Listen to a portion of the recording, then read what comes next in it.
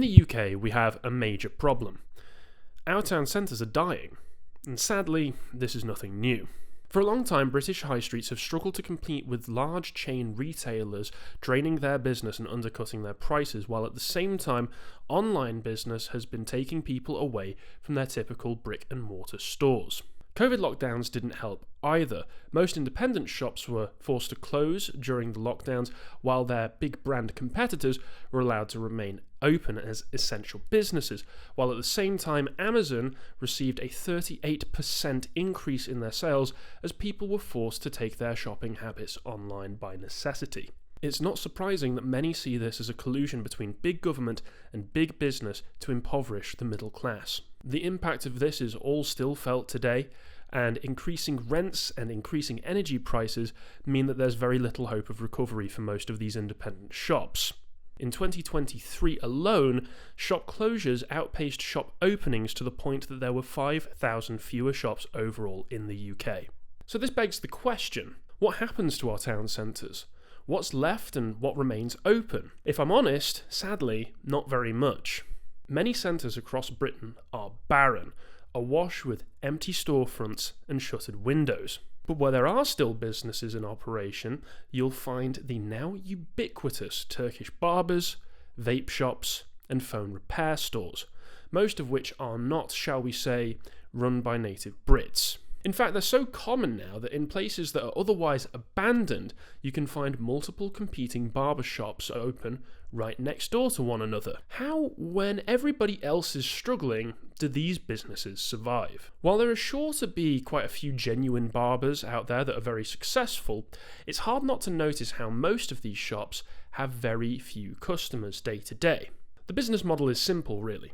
While local businesses are forced to play by the rules, foreign businesses are not. In March 2023, the Daily Mail ran a news article talking to former Metropolitan Police Officer Ali Hassan Ali, who warned them that many of these shops are being used as fronts for Albanian and Kurdish gangs who use them to profit from human trafficking, smuggling people across the channel, and the drugs trade. The shops in this function are used to either employ people who were illegally smuggled into the country or to launder dirty money.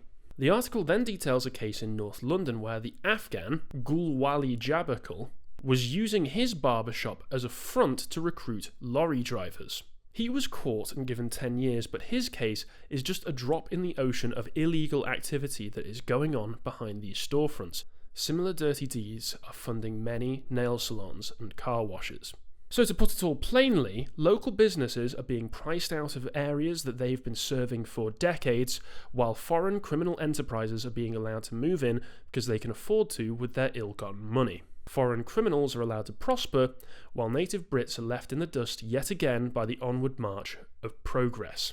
Bluntly, any form of uncontrolled immigration invites unknown and unwanted elements into your communities that do not share your values, your standards, or your culture, and oftentimes see you as a bunch of suckers ready to be swindled.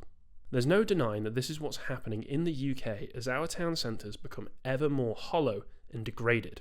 What were once bustling communities full of honest local businesses are now empty shells, destitute and scattered. It's a sad state of affairs, and our current crop of leaders are certainly not up to the task of solving these problems. In fact, I would say that they're enthusiastically cheering on the direction that this country is going in, which I can only guess is off the edge of a cliff. Sorry to be so downbeat, everybody, but thanks for watching.